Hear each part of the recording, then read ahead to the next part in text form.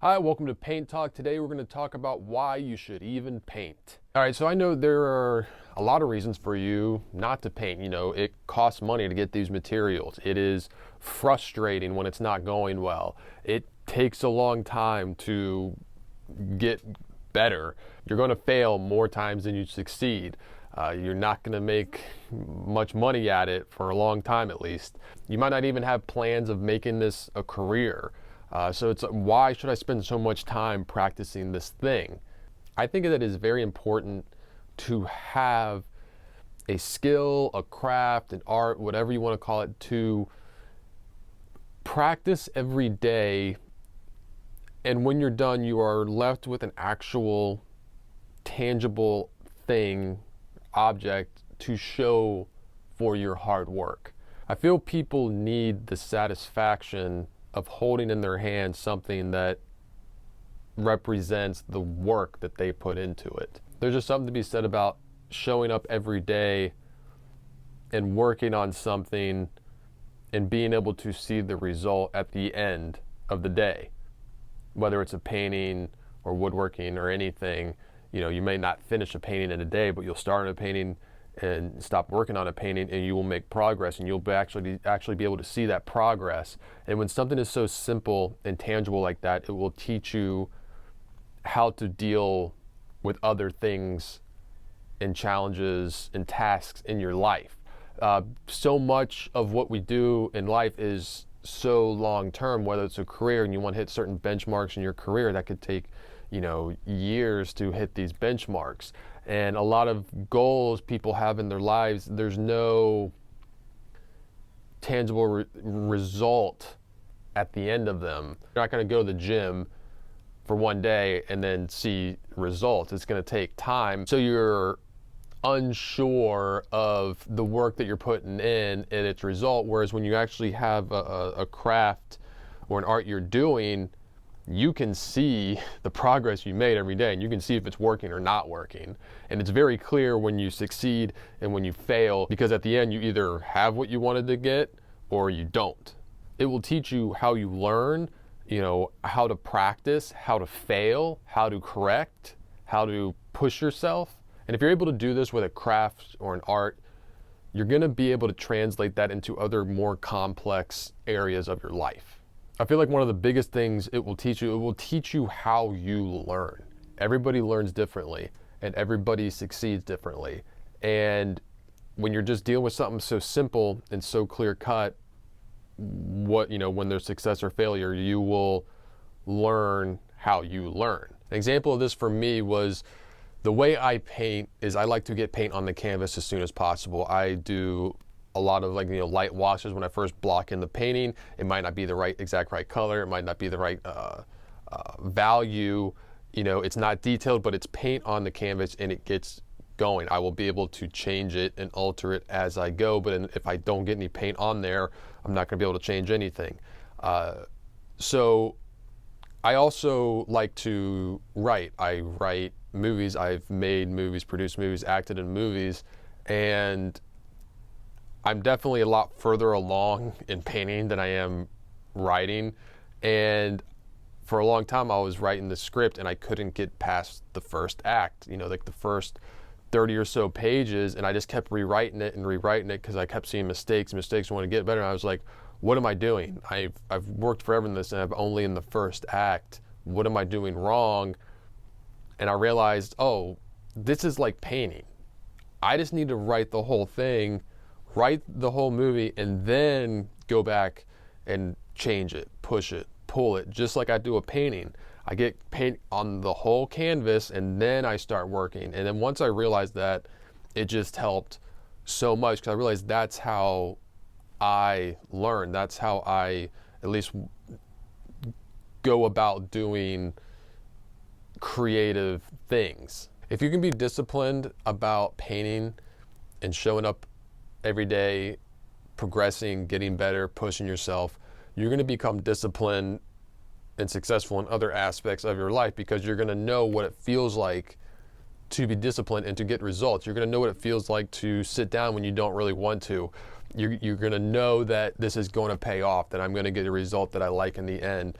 And you're going to be able to apply that to other aspects of your life. So painting, the great thing about painting in particular is you don't need anyone. It's not a sport or something that you need other people to be there to do. You know, you don't need a special place. It's not like golf or something. You need a whole golf course. The cost is relatively cheap as far as hobbies go. You know, you don't, you know, if the weather needs to be good if you want to go fishing, if that's what you do. If it's raining out, you can't go and, you know, do your garden. If that, you know, if you're into landscaping, something like that.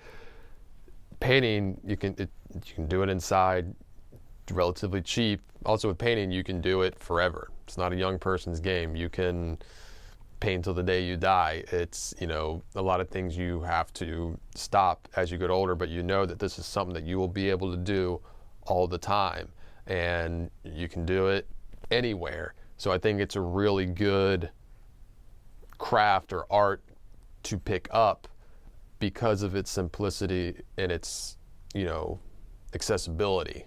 Also, in today's digital world, with how common photos are, everybody can take a photo with their phone, you know, all these high-tech cameras. I feel like now people more than ever really like and respect paintings.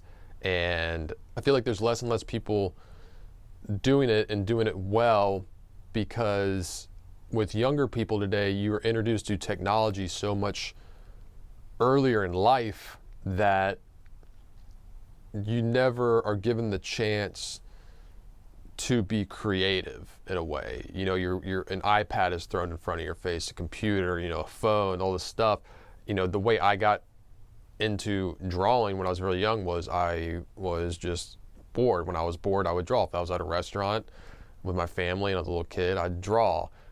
You know, if I had to be on a long car trip, I would draw. Like, that's what I did. And, you know, I feel like a lot of kids today just don't have boredom, and that, I feel like creativity is definitely a result of being bored. But with, you know, all this technology and, you know, all this entertainment and everything, you're not given the chance to be bored, to have creative thoughts, or to practice a skill or a craft, because you're not really given the chance to. So the fact that there's less and less people doing it makes it a lot more valuable and a lot more impressive. And it's just amazing when people, you know, if I'm out playing or painting, people stop by and they're just, you know, in awe, just the fact that I'm painting. And when people find out that you can draw or paint, it's impressive, and it's very rare, which is kind of sad in a way. I wish it wasn't, because I feel like a lot of people can get a lot out of it. And I feel that older generations, there was a lot wider range of people that could do it. The last thing I'll say is that it's very cool to have paintings and artwork to commemorate a certain time in your life, and to be these little markers and these, you know, benchmarks for where you were creatively, where you were in your life, your age, and stuff like that. And these, you know, paintings will last for a long time. And even the, you know, paintings I did 10, 20 years ago are just so cool to look at. You know, I don't think they're great paintings or drawings, but it's something else to see, you know, what was in you creatively at a certain time. And the more you paint, the more you're going to have that. And you're going to be able to share that with people. You can do commissions for people. You can give people paintings.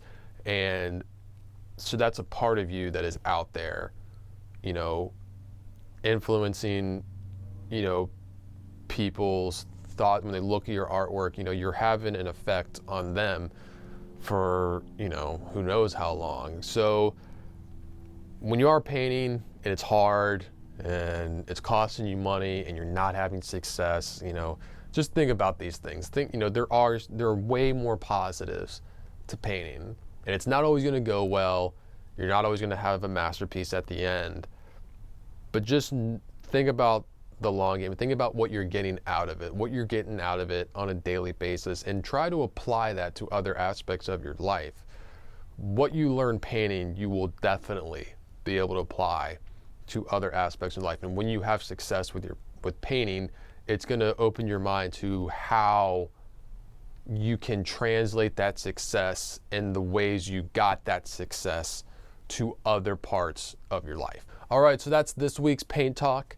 If you want to hear me talk about certain things on painting, if you shoot me episode ideas for Paint Talk. I want to be here to help you. If you have questions, anything on anything oil painting, I will answer those in these Paint Talks. It doesn't have to be a question that could cover an entire episode of Paint Talk. I'll take some time at the end of the Paint Talk to just answer questions that you leave in the comment section. So leave those questions. If you want to follow me on Instagram, you can at Forza43, see what I'm painting on a daily basis. I'm Chris Fornatero, here telling you to go get painting.